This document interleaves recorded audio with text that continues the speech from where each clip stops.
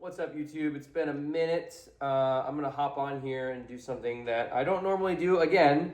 And I'm going to talk about my practice routine and kind of go through a practice routine with you, the sped up version. I'm not going to make you sit and listen to me, struggle through things. But just going to give a little, kind of one take go through of my practice session. Just going to kind of do it in little sections. So I usually piece it up in 3 sections.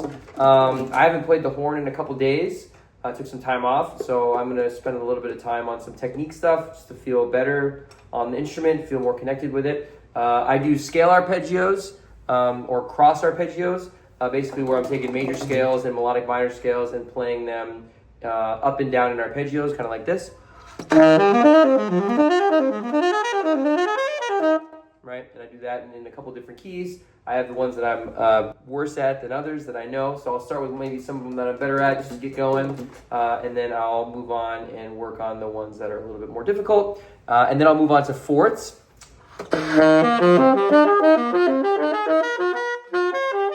Right, and downwards.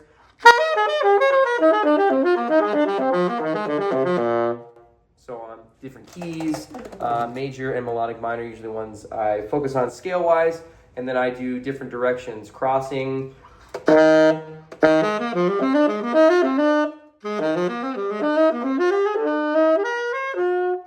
Obviously I got to practice some of these. I haven't done it in a couple days. So that's what I'm going to do first, do a little time-lapse video, and then I'll come in and tell you what I'm going to do in my second block of practicing.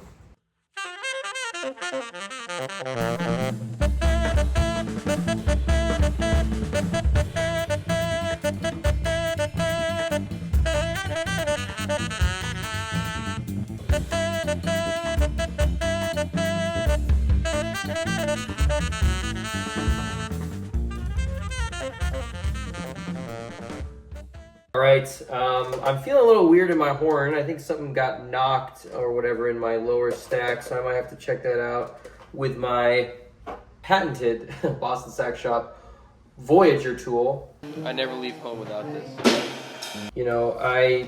Unfortunately, you can't control when your horn gets banged around on planes and stuff like that, but this tool has really come in handy with fixing things on the fly.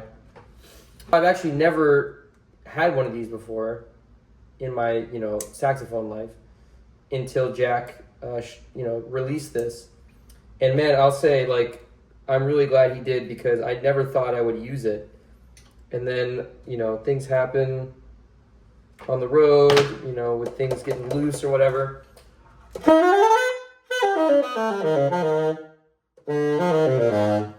Yeah, I think one of my screws was pushing against something.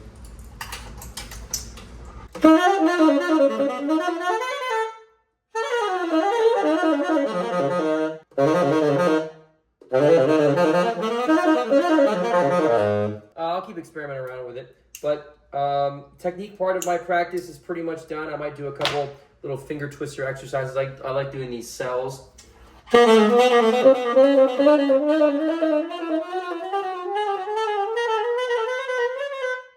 Going through the breaks and stuff can be difficult. So I'll slow it down a little bit, maybe work through that 2 or 3 times, feel a little bit more comfortable, make sure my horn's feeling better. And I have a pretty decent reed that needs a little bit of breaking in. So I might just try and practice a little louder than normal. Sometimes that helps the reed kind of fit into place. And then I'm going to work on a little bit of a piece of vocabulary I'm trying to get in my playing, and I'll show you my process with that, and then we'll move on to our other 2 blocks.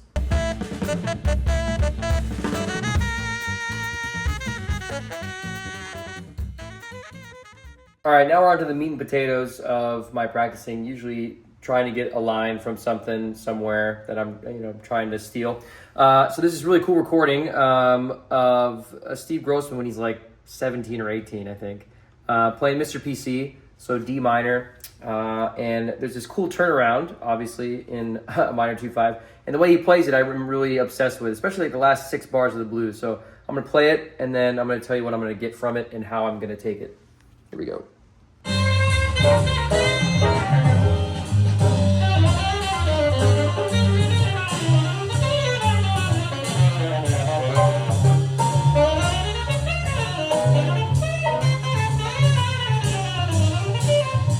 So that last part of the line, so I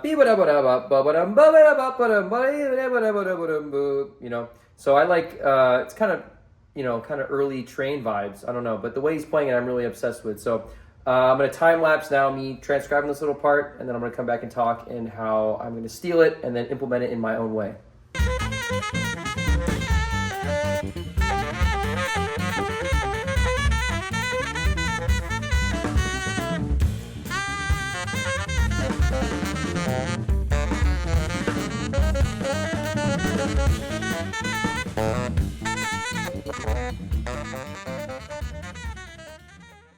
All right, so I got that first part down. I'll play it here in a second. And then also, there's another part that I found that I was really into.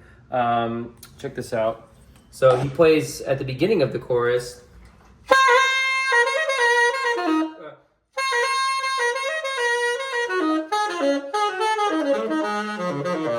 And they kind of like, the line kind of, I can tell his horn maybe wasn't sealing all the way or whatever because the notes kind of go in and out. But the part that I wanted,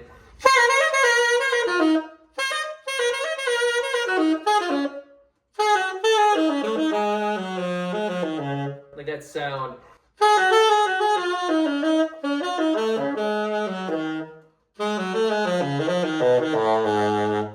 trying to figure out what it is. It's almost like altered.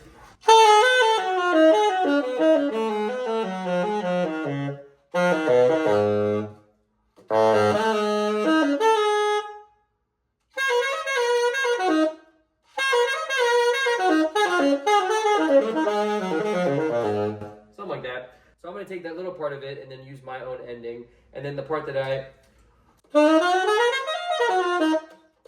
and this is the part again, he's out of tune up top.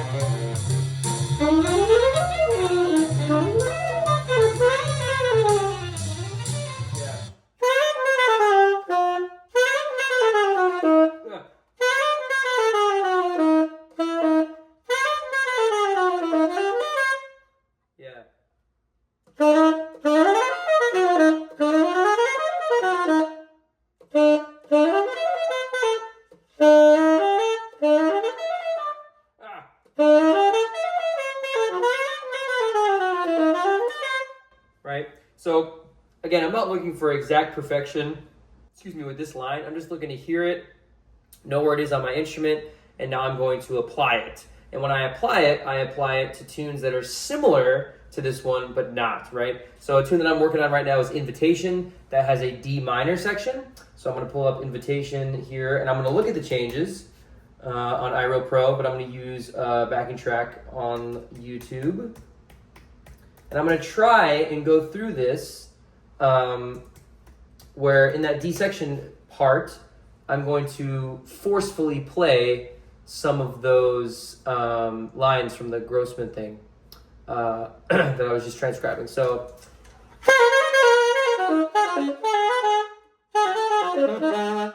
that sound, right? And then also the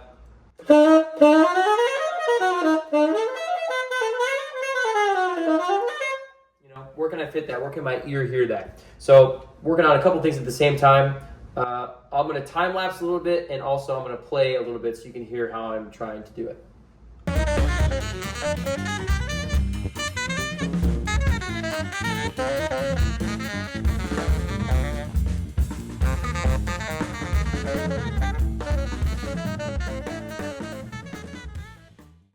All right, so I've been practicing this a couple times through.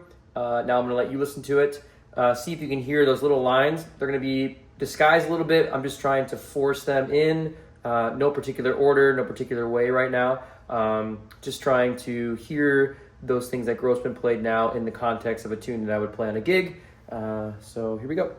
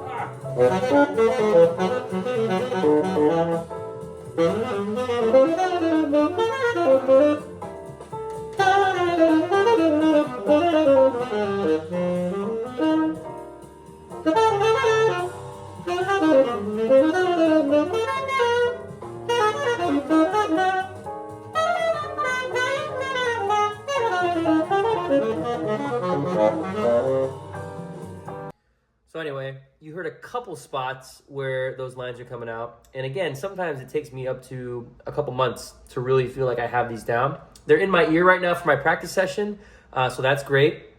This is like my application phase of learning vocabulary. And this is kind of an obscure thing because I'm taking like a turnaround on the blues. You know, that kind of language doesn't really fit over invitation. But on the coda, this kind of fits a little bit. Because the whole tone scale fits and it sort of is in that tonality. So again, I'm trying to just mix and match and hear certain tonalities and lines from maybe transcriptions or whatnot in and out of context. It helps me feel like I'm the most in control of my vocabulary. So this is a little sped up version of what I practice when I'm learning new things and really when I have time off the horn and then come back on it.